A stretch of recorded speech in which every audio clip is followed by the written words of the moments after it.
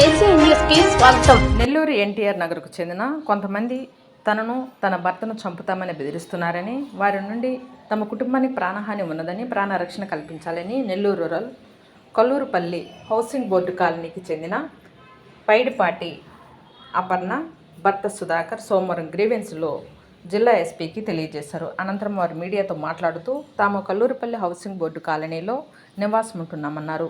2020 నుంచి Balaji job placement ఫామ్స్ను registration చేసుకుని human rights మరియు ఎన్జిఓ ద్వారా సేవలు అందిస్తున్నామన్నారు.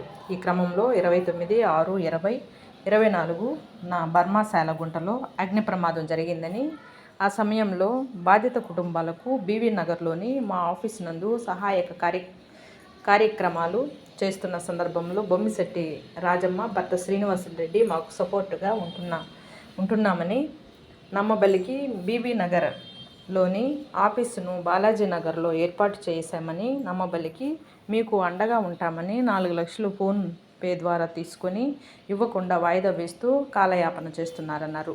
జూలై 2వ తేదీన తాము ఇంట్లో లేని సమయంలో బంగారు చైను, ఇతర వస్తువులు దొంగిలించారన్నారు. అదే రోజు రాత్రి తమను చంపడానికి ప్రయత్నించారన్నారు. వారిపై పోలీస్ స్టేషన్లో ఫిర్యాదు చేశామన్నారు.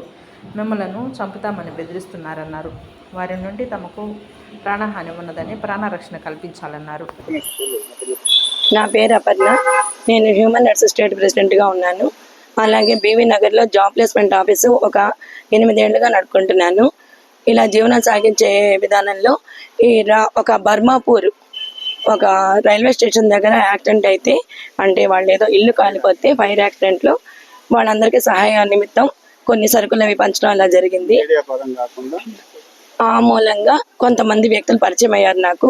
ఒక 10 మంది ఆడవాళ్ళు పరిచయం అయ్యి మేము కేసులు అవి తీసుకొస్తాం మేడం, చేద్దాము అది ఇదని అన్నారు. ఆ విధంగా మేము కేసులు చేస్తూ వచ్చాం. అన్నీ బాగానే ఉంది. కొన్ని చోట్లకు వచ్చేసరికి వాళ్ళ బిహేవియర్ నచ్చాక నేను పక్కకు పెట్టేశాను. పక్కకు పెట్టంగానే వాళ్ళు ఇలాగే చిన్నగా నన్ను ఆఫీస్ ఇక్కడ ఎందుకు, ఇంత దూరాపరం మేము రాలేము, మాకు బీవీ నగర్ నుంచి బాలాజీ నగర్ ఏసీ నగర్లో పెట్టండి, అక్కడ మా ఇల్లు ఉంది, కింద రూమ్ ఇస్తాము అన్నారు. ఇక్కడ బాడీ కట్టుకుంటే మీరు ఒకరే ఎందుకు మేడం, మాకు అక్కడ చేస్తామన్నారు. సరే అని వెళ్ళాము. ఆఫీసు పెట్టాక ఫైనాన్షియల్గా నన్ను కొంత వాడుకున్నారు వాళ్ళు, శ్రీనివాసరెడ్డి గారు, రాజమ్మ గారు. 4 లక్షల దాకా తీసుకున్నారు. ఆ 4 లక్షలు తీసుకొని వీళ్ళు ఇలా కొంచెం మిస్బిహేవ్ చేస్తుంటే నా కోపంతో ఏమీ మాట్లాడకుండా సైడ్కి అయిపోయాను.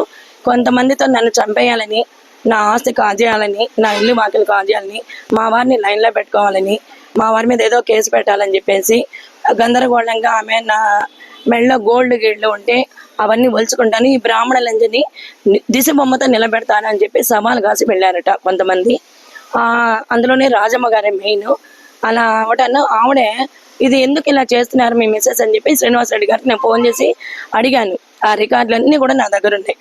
ఆ విధంగానే ఆయన మళ్ళీ వాళ్ళ ఫ్రెండ్ కొడుకుని ఒక ఆయన్ని నా జాబ్ ప్లేస్మెంట్లో పెట్టారు. ఐటీ కంపెనీలో జాబ్ ఇప్పిస్తే ట్రైనింగ్ 3 నెలలు అయింది. ఇంకొక 2 నెలలు తన ఆఫర్ లెటర్ వచ్చింది.